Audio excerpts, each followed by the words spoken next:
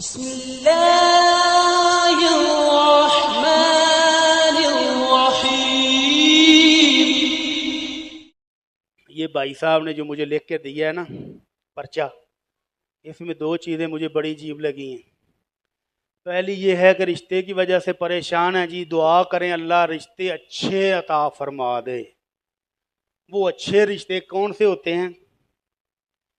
لڑکی ہے تو اس کے لیے ایسا شہزادہ گلفام چاہیے جو ہیلی کاپٹر پر ڈالروں کی بارش کرتا ہوا آئے، بیٹی کو بیاہ کر سیدھا کسی محل میں تخت پر لے جا کر بٹھا دے، تو یہ ہے اچھا رشتہ بیٹی کا۔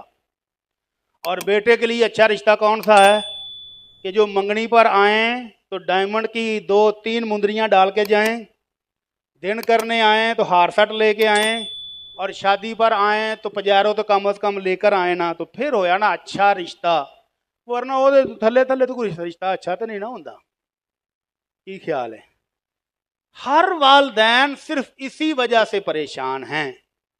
مجھے بڑا تلخ تجربہ ہوا ہے پچھلے سال، مجھے کچھ والدین نے کہا جی رشتہ کروا دیں، آپ تو پیغام ٹی وی پر آتے ہیں، آپ کے پاس رشتے نہیں ہیں تو پھر کس کے پاس ہوں گے؟ میں نے اپنے فیس بک کے واٹس ایپ کے اکاؤنٹ پر میسج لکھا کہ 2 بچیاں ہیں، رشتہ چاہیے مسلمان گھرانے کا۔ بہترین سے بہترین رشتوں کی آفر جب بچی والوں کو بتائی، ہاں جی لڑکا کام بھی کرتا ہے، ٹھیک ہے، لڑکے کی اپنی جاب ہے، ٹھیک ہے، لڑکے کی کوٹھی ہے، ٹھیک ہے، لڑکا والدین کے ساتھ نہیں رہتا، اکیلا رہتا ہے، ٹھیک ہے۔ اینڈ پر آ کر نہیں جی ساڈی تے برادری نہیں رلدی۔ ساری شرطیں پوری ہونے کے بعد برادری کا بت پوجنا شروع کر دے۔ تمہاری برادری کوئی فرشتہ ہے؟ آسمان سے نازل ہونے والی فیملی ہے کہ تمہیں کوئی مسلمان نقط ہی نہیں بیندھا؟ پھر کہتے ہیں جی رشتے نہیں آتے۔ رشتے آتے ہیں، یہ بت جو ہم نے پالے ہوئے ہیں اس وجہ سے نہیں ملتے ہمیں۔ تو اللہ تعالیٰ سے ڈر جائیں، جب مسلمان اچھی سیرت اور کردار والا رشتہ آئے تو فوراً قبول کریں۔ اور وہ جو مجھے میسج کرتے ہو نا کہ بیٹی کے لیے رشتہ مناسب نہیں مل رہا، بیٹے کی شادی نہیں ہو رہی، بیٹے کی شادی نہیں ہو رہی، حد تو یہ پچھلے دنوں ایک سروے آیا تھا کہ 34 سے 40 سال والی بچیاں جن کی شادیاں ابھی تک نہیں ہوئی، 34 سال عمر ہو گئی ہے۔ کتنے کروڑ ہے پاکستان میں؟ 1.5 کروڑ یا 5 کروڑ، مجھے گنتی یاد نہیں رہی۔ اتنی بچیاں پاکستان میں جوان بیٹھی ہیں جن کی شادیاں نہیں ہو رہی۔ وجہ یہی کہ مناسب رشتہ آئے گا تو کروں گی۔ مناسب رشتے کی وہی ڈیمانڈ ہے کہ گاڑی اپنی ہو، گھر اپنا ہو، بزنس اپنا ہو، تو اتنے رشتے نہیں ہیں۔ سیرت اور کردار کو اگر دیکھیں تو اللہ تعالیٰ وہ برکت دیتا ہے، وہ رحمت دیتا ہے کہ آپ کی سوچ سے بھی بالا ہے۔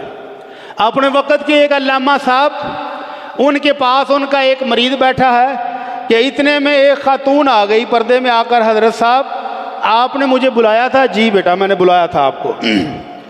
آپ نے شادی کیوں نہیں کی اب تک؟ آپ کے رشتے میں نے بھیجے تھے۔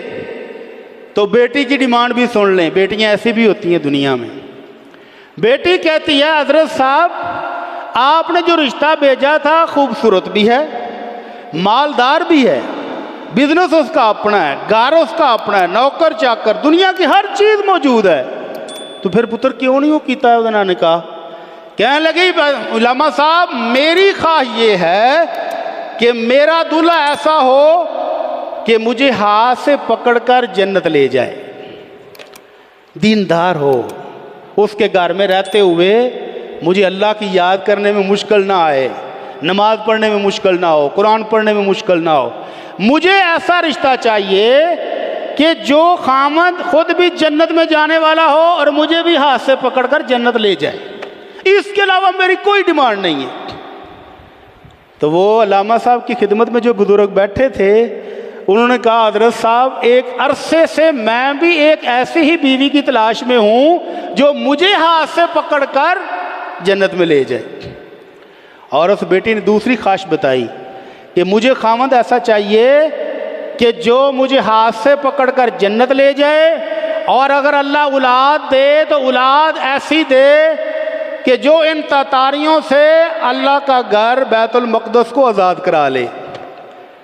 تو وہ اس نوجوان نے کہا جی میری شادی اس سے کر دیں، مجھے بھی بیوی ایسی ہی چاہیے کہ جو جنت کی طلبگار ہو، دنیا اس کو نہ چاہیے ہو۔ اور پھر اسی جوڑے سے اللہ نے ایک ایسا خوبصورت بیٹا پیدا کیا جس کو آج تاریخ کہتی ہے صلاح الدین ایوبی رحمت اللہ علیہ۔ جب والدین ایسے ہوں تو پھر اولادیں بھی ایسی ہوتی ہیں۔ اس شیر نے پھر بیت المقدس حاصل کیا، چھڑایا تھا ان سے جنگ کر کے، لاشوں کے ڈھیر لگا کے۔ تو اللہ سے دعا کیا کریں کہ اللہ ہمارے بچوں اور بچیوں کو بھی ایسی ہی توفیق عطا فرما۔